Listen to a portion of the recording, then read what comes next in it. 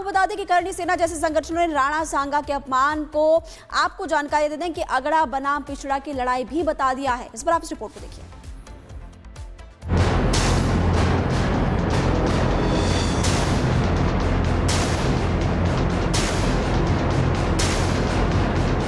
कि बाबर को लाया कौन? बाबर को इब्राहिम लोदी को हराने के लिए राणा सांगा लाया था।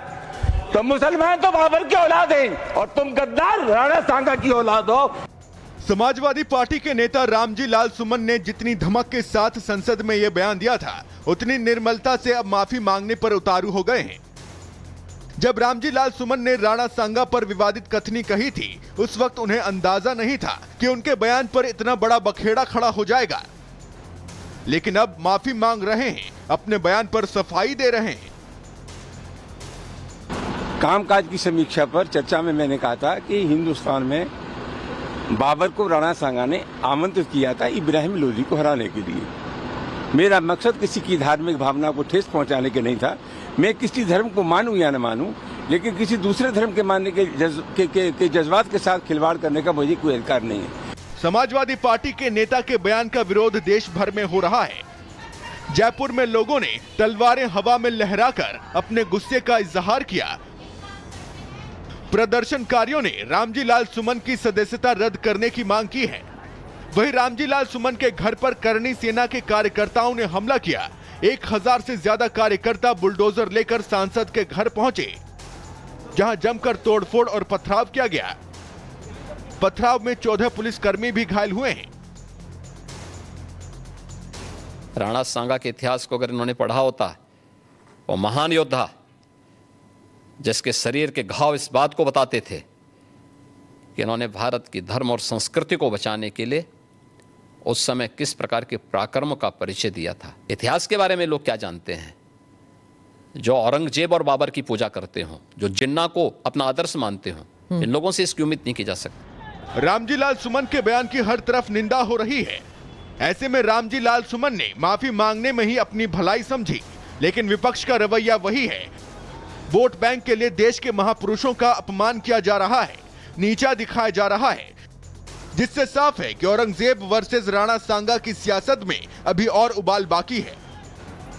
Bureau report, Republic Bharat. Karni Sena के हंगामे के खिलाफ एफआईआर दर्ज हुई है। समाजवादी पार्टी के सांसद के बेटे ने करणी सेना पर केस दर्ज कराया है। करणी सेना के युवा अध्यक्ष उपेंद्र के खिलाफ केस दर्ज हुआ है। आगरा पुलिस ने भी एक मुकदमा दर्ज कराया है। ये बड़ी खबर आपको बता दें। देखिए, आगरा में करणी सेना ने हंगामा किया था, जिसके खिलाफ केस दर्ज हुआ है। समाजवादी पार्टी के सांसद के बेटे ने करणी सेना पर यह केस दर्ज कराया है। युवा अध्यक्ष हैं, उपेंद्र के खिलाफ केस दर्ज कराया। हमारे साथ लाइव जुड़े हुए और ज्यादा जानकारी के लिए सुबह जरा बताइए किस तरह से इस पूरे मामले की जांच हो रही है और ये बताइए कि पूरी खबर है क्या।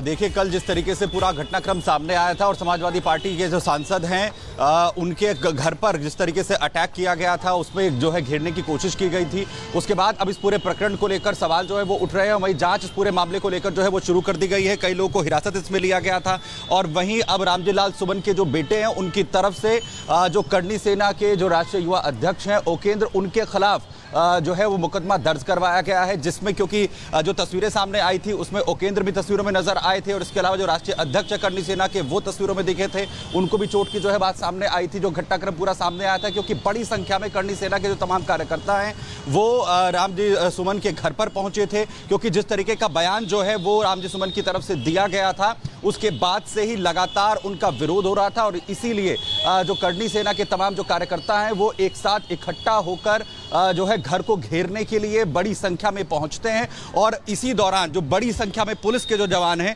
वो उन्हें रोकने की कोशिश करते हैं और किस तरीके से तोड़फोड़ की घटना को अंजाम यहां पर दिया जाता है। गाड़ियों में तोड़फोड़ की जाती है। रामलाल सुमन की तरफ से इसे लेकर कानून व्यवस्था को लेकर सवाल उठाए गए, तो वहीं अब इस पूरे मामले में जहां एक तरफ जांच की मांग की जा रही है, तो अब रामजी लाल सुमन के बेटी की तरफ से जो करणी सेना के राष्ट्रीय युवा अध्यक्ष हैं उपेंद्र, उनके खिलाफ एफआईआर दर्ज करवाई गई है और जांच की मांग इस पूरे मामले को लेकर की जा रही है। आपको बताएं कि इस पूरे प्रकरण में लगातार राजनीति भी जो है वो हावी है। अभी हाल ही में अखिलेश यादव की तरफ से भी ये कहा गया था कि जिस दौरान खुद उत्तर प्रदेश के सीएम योगी आदित्यनाथ आगरा में मौजूद थे, उस वक्त ये पूरा घटनाक्रम जो है वो अंजाम दिया गया और इसीलिए एआई के माध्यम से जो तमाम आरोपी हैं इसमें उनकी पहचान यहां पर की जाए और उसके बाद उन पर जो है कार्रवाई यहां पर हो। और अब जो बिल्कुल सुमित, आपके पास वापस लौटेंगे और इसी बीच एक और बड़ी खबर का रुख कर लेते हैं। पहले राणा सांगा विवाद के बाद समाजवादी पार्टी के सांसद ने माफी मांगी है। समाजवादी पार्टी के सांसद रामजी लाल सुमन ने माफी मांगी। कल करणी सेना रामजी लाल का विरोध कर रही थी।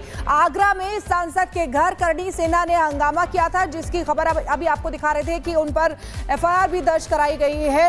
राणा सांगा विवाद के बाद अब समाजवादी पार्टी के सांसद जिन्होंने माफी मांगी है, सांसद रामजी लाल सुमन जिन्होंने माफी मांगी। अभद्र टिप्पणी राणा सांगा को लेकर उन्होंने की थी उस समय, जिसका विरोध हुआ था, चौतरफा गिरते हुए नजर आए थे और कल करणी सेना ने रामजी लाल का विरोध किया था।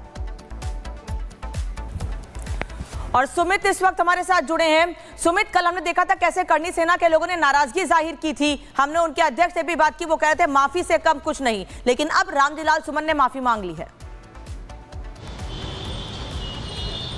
देखिए, लगातार क्योंकि राणा सांगा को लेकर जो विवादित बयान दिया गया रामजी लाल सुमन की तरफ से, उसके बाद से लगातार उनका विरोध हो रहा था और करणी सेना की तरफ से जो कल कदम उठाया गया उसके बाद वो लगातार बैकफुट पर थे। अखिलेश यादव खुद रामजी लाल का जो है वो एक तरफ समर्थन कर रहे थे और दूसरी तरफ उन्हें डिफेंस करने की कोशिश वो कर रहे थे कि किसी जाति विशेष के लिए ये जो बयान है वो रामजी लाल सुमन की तरफ से नहीं दिया गया है। और अब रामजी लाल सुमन जो है उस पर माफी मांगते हुए नजर आ रहे हैं। लेकिन बड़ा सवाल ये है कि करणी सेना या पूरा जो राजपूत समाज के लोग हैं वो क्या उनकी माफी को स्वीकार यहां पर करेंगे इस तरीके से, क्योंकि इससे पहले करणी सेना के तमाम कार्यकर्ता जिस तरीके से बड़ी संख्या में इकट्ठा होकर जो है वो सांसद के आवास पर पहुंचे थे, कुर्सियों को तोड़ा गया था, गाड़ियों में तोड़फोड़ की गई थी और अपना गुस्सा जाहिर करते हुए ये कहा गया था कि बार बार जिस तरीके के बयान दिए जा रहे हैं वो समाज को लगातार टारगेट करते हुए दिए जा रहे हैं और इसीलिए राणा सांगा को लेकर, उनकी वीरता को लेकर, ऐसे हमारे जो इतिहास के वीर योद्धा हैं उन्हें लेकर अगर इस तरीके के बयान दिए जाएंगे तो किसी भी सूरत में स्वीकार्य नहीं है। और अब रामजी लाल सुमन जो है वो इस पर माफी मांगते हुए नजर आ रहे हैं और दूसरी तरफ अखिलेश यादव भी ये कह रहे हैं कि किसी कह रहे हैं और इससे पहले भी कई बार इस तरह की बयानबाजी समाजवादी पार्टी के सांसदों की तरफ से की गई और अब कार्रवाई की मांग लगातार की जा रही है।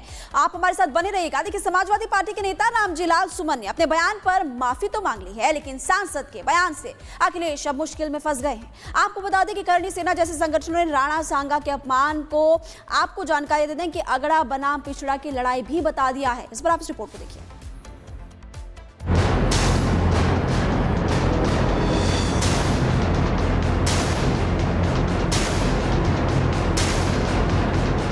कि बाबर को लाया कौन? बाबर को इब्राहिम लोदी को हराने के लिए राणा सांगा लाया था। तो मुसलमान तो बाबर की औलाद हैं और तुम गद्दार राणा सांगा की औलाद हो। समाजवादी पार्टी के नेता रामजी लाल सुमन ने जितनी धमक के साथ संसद में यह बयान दिया था, उतनी निर्मलता से अब माफी मांगने पर उतारू हो गए हैं। जब रामजी लाल सुमन ने राणा सांगा पर विवादित कथनी कही थी, उस वक्त उन्हें अंदाजा नहीं था कि उनके बयान पर इतना बड़ा बखेड़ा खड़ा हो जाएगा। लेकिन अब माफी मांग रहे हैं, अपने बयान पर सफाई दे रहे हैं। कामकाज की समीक्षा पर चर्चा में मैंने कहा था कि हिंदुस्तान में बाबर को राणा सांगा ने आमंत्रित किया था इब्राहिम लोदी को हराने के